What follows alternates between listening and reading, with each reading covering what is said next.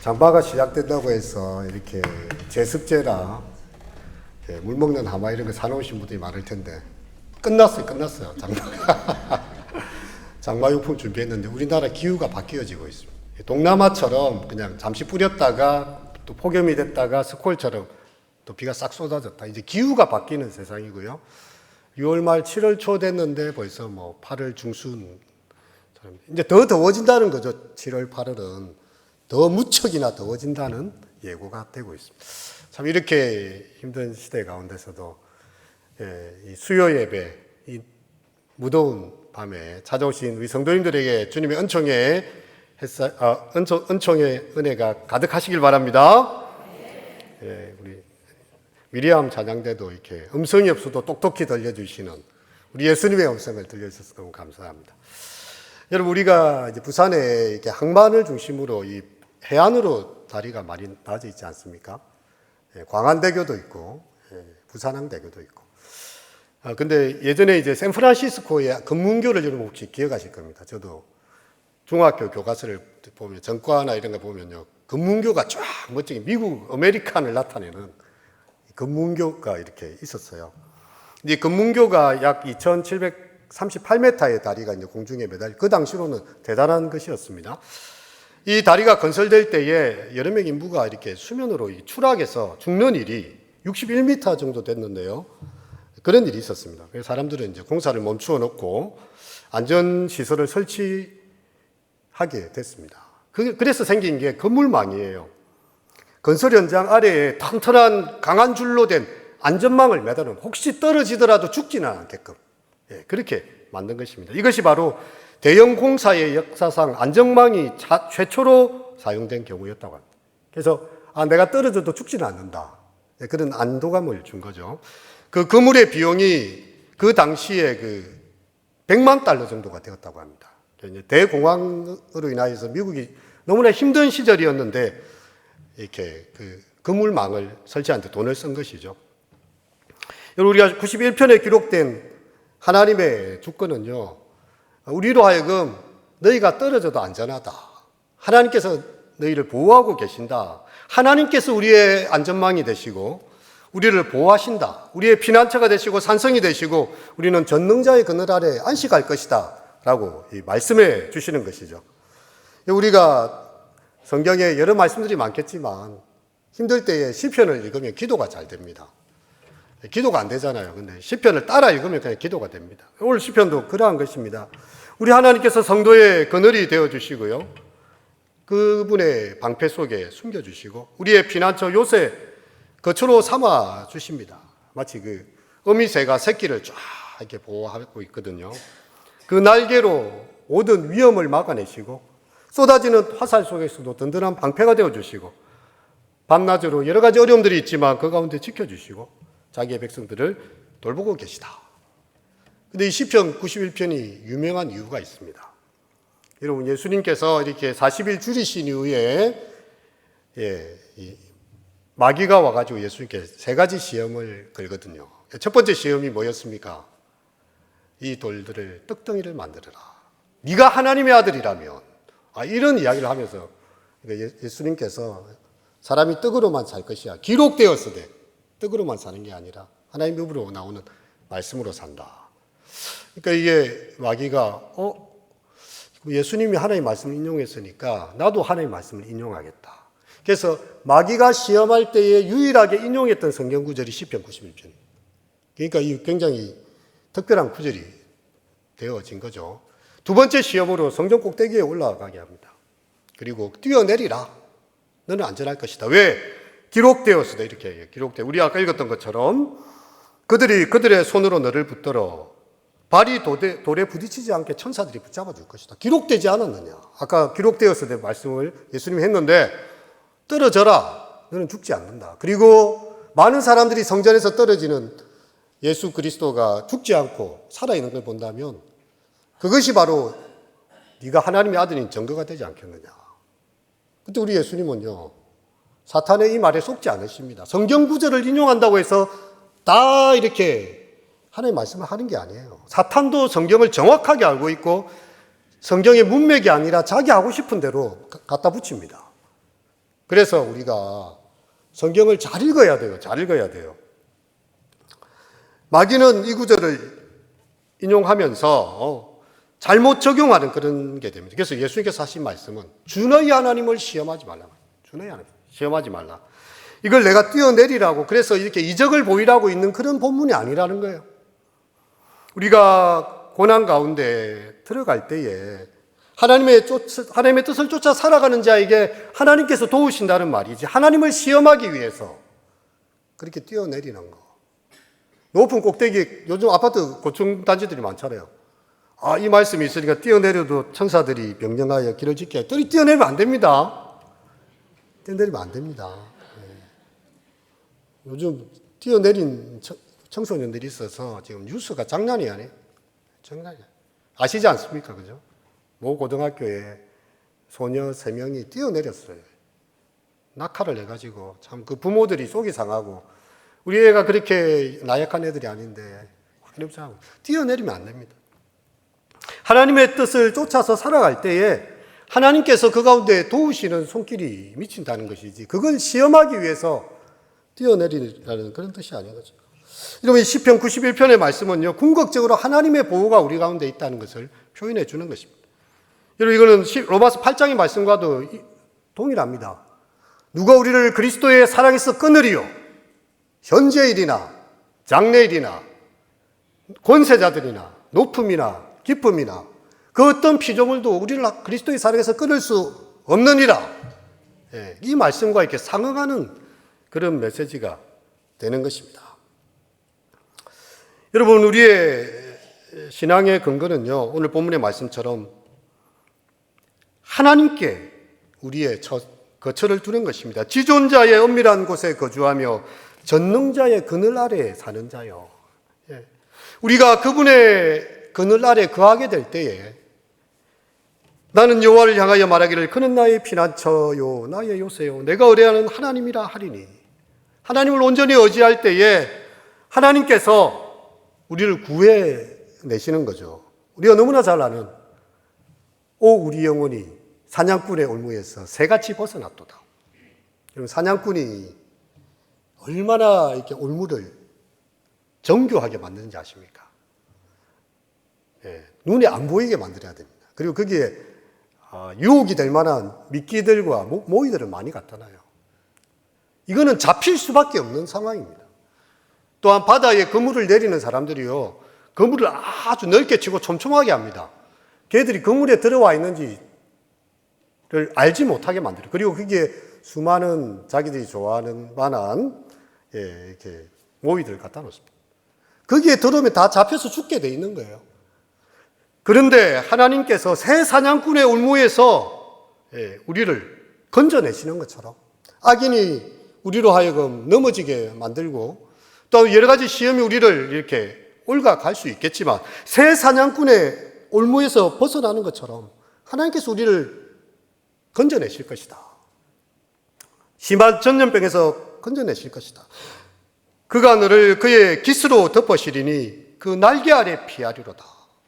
하나님의 날개 아래 피하는 그런 은총이 있는 거죠. 여러분, 우리의 사는 날들이 한순간도 편하게 숨을 쉴 수가 없습니다. 보십시오. 밤에 찾아오는 공포가 있어요. 밤이 얼마나 두렵습니까? 우리나라는 정말 안전한 나라예요. 노숙자들이 밤에 길거리에서 잠을 자도 걱정을 하지 않는 나라는 대한민국밖에 없습니다. 안 그렇습니까? 여기서 자는데 아무 걱정을 안 하고, 여러분 동남아나 미국도 그렇고요. 그런 사람들 잡혀갑니다. 잠기 밀매 당하고 이래요. 근데 우리나라는 워낙에 치안이 촘촘하게 돼 있기 때문에 노숙자들도 밤에 잘 수 있는 곳이기도 합니다. 정말 우리 시대는 정말 두렵고 무서운 시대예요. 밤에 공포가 찾아온다는 것이요. 얼마나 두려운 것인지를 보여주고 있습니다. 여러분, 낮에는 화살이 찾아듭니다. 빛이 보이니까 저격수들이, 화살꾼들이 공격을 하는 낮에 흐르는 살과 밤에 흐르는 공포가 우리의 삶을 매일매일 짓누르고 있습니다. 어두울 때 퍼지는 전염병이 있고요. 밝을 때 닥쳐오는 재앙이 있습니다. 근데 하나님의 그늘 아래 거하는 자는 두려워하지 않는다. 천인이 1000명이 내 왼쪽에서 10,000명이 내 오른쪽에서 엎드려지지만 이 재앙이 내게 가까이 하지 못할 것이다. 이렇게 우리에게 말씀을 하고 있는 거죠. 여러분, 우리 세상에서 환난을 당합니다. 그래서 기억해야 됩니다. 내가 예수 믿는다고 환난이 면제되지 않습니다. 하지만 세상에서 너희가 환난을 당하나, 그 다음 구절이 뭡니까? 담대하라, 내가 세상을 이기었습니다. 우리가 이 환난이 없다고 성경은 이야기하지 않아요? 낮에 흐르는 살과 밤에 흐르는 공포로부터 어려움이 있지만, 환난을 당하지만 담대할 것이다. 왜? 죽음을 이기신 그리스도께서, 사망의 무덤을 밟고 일어나신 그리스도께서, 사망아 너의 쏘는 것이 어디 있느냐, 사망을 다 정복하신 그리스도께서 그렇게 담대하게 말씀하시기 때문이죠.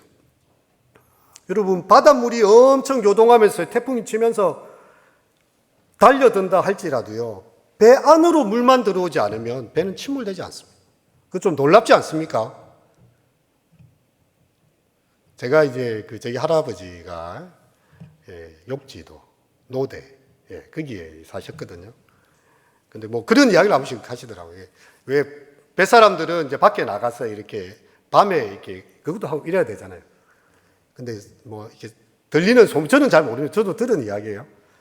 그리고 이제 막 배에 이제 물이 좀 차거나 이렇게 하면요, 어떤 하얀 소복을 입은 여자가 와가지고 물을 계속 집어넣는데요. 그 여자를 가만 놔줘야 돼. 물을 계속 빼려야 돼. 그런 걸 본대요, 진짜. 저는 못 봤습니다. 근데 밤에 이렇게 조업을 해야 되는 사람들한테는요, 그런 막 두려운 순간이 있다. 배에 물이 차기 시작하면 다 죽습니다. 아무리 작은 물이라도. 하지만 태풍이 몰아친다 할지라도 배 안으로 스며들지 아니하면 이 배는 살아 돌아올 수 있는 힘이 있는 것이죠. 세상에 고통이 너무나 많습니다. 들려오는 소식과 소문들이 하나도 희망되는 게 없고 어찌 그렇게 힘든지 모르겠어요. 근데 이게 우리의 마음속으로 파고들지만 않는다면요, 우리에게 아무런 해를 끼치지 않는다는 거죠. 여러분, 우리 믿음이라는 것은 우리의 이 삶에 바르는 방수제와 같은 것입니다. 송진과 같은 거예요. 노아의 방주도 하나님께서 이렇게 쫙 발라라고 했습니다. 아무리 물이 들이차도 쫙 이렇게 코팅돼 가지고 물이 들어오지 못하게 하나님께 다 지시하셨어요. 그죠? 대홍수로 인해서 전 인류가 사망하고 모든 생명들이 다 뒤집어지고 리뉴얼되는 그 대홍수인데도 노아의 배는 물이 하나도 안 들어오는 거예요. 여러분, 우리가 사는 세상 한시도 뉴스에서 뭐 좋은 소식이 뭐 있습니까? 뭐 좀 괜찮아진다 싶으면 저기서 또 문제가 생기고, 이거 하나 잡아놓으면 또 다른 데서 터지고. 하지만 무려 지킬 만한 것보다 무엇을 지키라? 너의 마음을 지키라. 왜? 생명의 근원이 어디서 나기 때문이다? 우리의 마음에서 난다는 거죠. 우리의 마음을 지키는 것. 세상이 아무리 우리를 힘들게 하고 나쁜 소식들이 내 삶을 억누를 것처럼 이렇게 한다 할지라도 세상에서 환난을 당하나 담대하라 하신 주님께서 나와 함께 계시니, 내가 뭐 이렇게 해서 뭐 죽는 것밖에 더 할 것이며 죽어서 천국밖에 더 갈 것이냐. 주님 부르시면 그거 가는 거지 뭐. 도리어 이렇게 담대하게 나가면요, 이런 걱정거리들도 오다가 멈춥니다. 야, 얘는 겁을 안 먹는다. 근데 뭐 작은 거 가지고 뭐 너무 이게 심장이 덜렁덜렁거리면요, 우리의 마음이 이렇게 약해져 가지고 안 된다는 거죠. 그래서 우리의 믿음의 방수제를 발라야 됩니다. 예수님께서 이렇게 기도하셨어요. 제자들을 위해서. 내가 비옵는 것은 저희를 세상에서 데려가게 하심이 위함이 아니요 오직 악에 빠지지 않게 보존하기 위하심이니이다. 그리스도의 제자들이요, 이 땅 가운데서 악에 빠지지 않고 그 믿음의 선한 길을 끝까지 항해할 수 있도록 그렇게 예수님도 기도해 주신 거죠. 여러분, 우리가 성경을 읽다 보면 참 놀라운 일들을 참 많이 봅니다.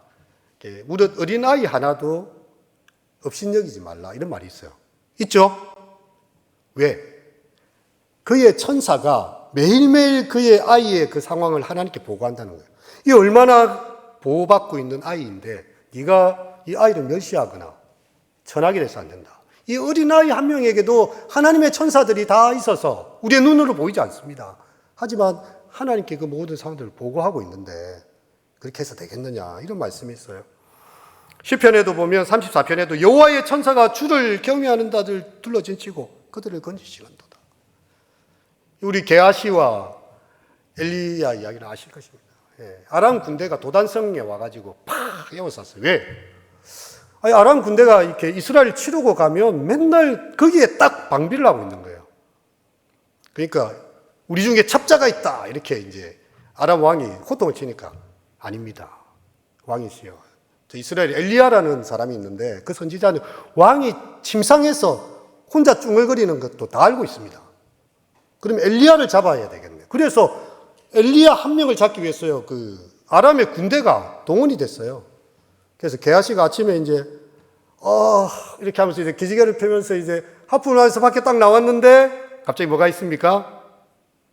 아람 군대가 자기를 잡기 위해서, 그래서 벌벌 떨고 온 거예요. 왕이 엘리야 선지자 죽게 됐다고. 걱정 마라, 걱정 마.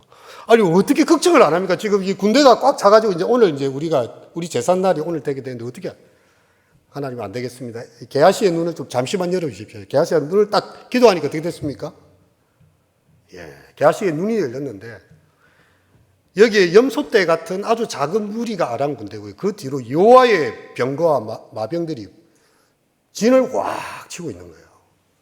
와, 그래서 게하시가 역시 이 엘리야 하나님의 사람이고 엘리야를 보호하기 위해서 하나님의 군대가 이렇게 진치고 있구나. 그래서 엘리야가 기도합니다. 하나님, 저 아람 사람들을 불쌍히 여기셔서 눈을 멀게 하소서. 그러니까 눈이 다 멀어버려요. 그렇죠? 그래가지고 사마리아 성에 데려갔다가 왕이 이제 다 죽여라 이렇게 하려고 하니까 왕이 진짜 그렇게 하면 은혜를 베풀어야 됩니다. 다 살려서 보내십시오. 그래서 이 아람의 군대가요, 엘리야와 이 베푼 선행을 인해서 한동안 이스라엘을 침공하지 못합니다. 왜냐하면 자기들 다 죽을 뻔했는데 살려보냈거든요. 여호와의 사람 엘리야에게는요, 여호와의 천사와 군대가, 여호와의 마병이 그 문제보다 더 크게 그들을 둘러싸고 있었던 걸 보았습니다. 할렐루야. 우리도 이 영적인 눈이 필요한 거예요. 내가 혼자 걷는 것 같지만 주께서 우리를 혼자 두지 아니하십니다. 파라클레이토스, 우리 맨날 이야기하잖아요. 나란히 우리와 같이 가시면서 우리와 동행하시는 주님께서 우리를 지키고 계시다고요. 비록 눈에 보이지 않지만, 우리의 육신으로 보지 못하지만 영의 눈으로 보면요, 지키고 계신 거죠. 모든 천사들은 섬기는 영으로 구원받을 상속자들 위하여 섬기라고 보낸 것이 아니냐. 그래서 시인은 확고하게 이야기합니다. 확고하게. 하나님이 건져내신다. 하나님이 건져내신다.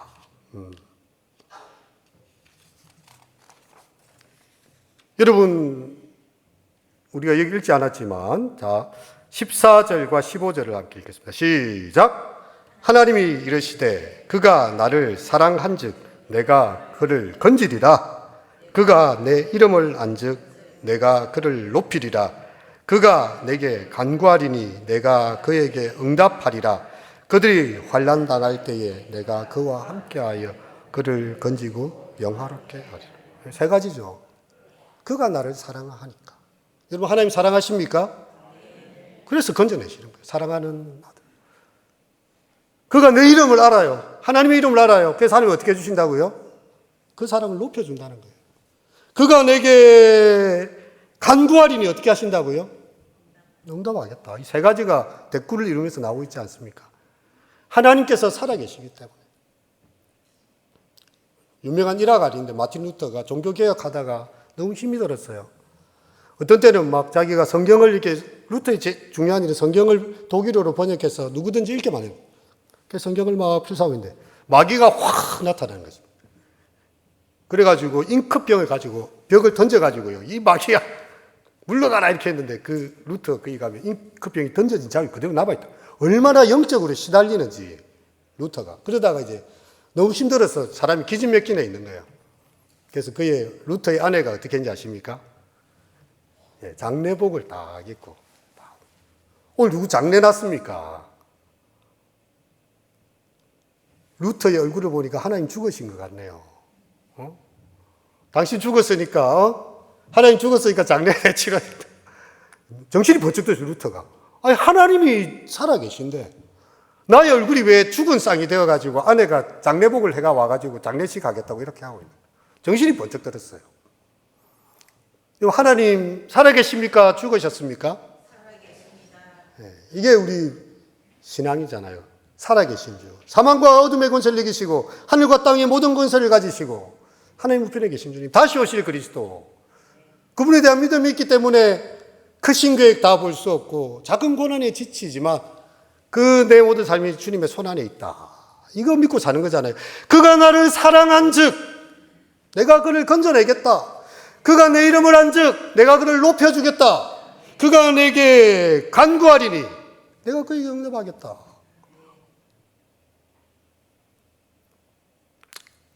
믿는 자들에게 행하시는 그 하나님의 은총을 생각하시면서 우리의 삶의 모든 자리가 너무나 힘들고 고난의 골짜기 지나간 거지만 그곳에 주님 함께 계시고 오늘도 나의 기도 듣고 계시고 오늘도 누군가를 보내서 나를 돕고 계시고 내 삶 가운데 은총으로 역사하고 계시는구나.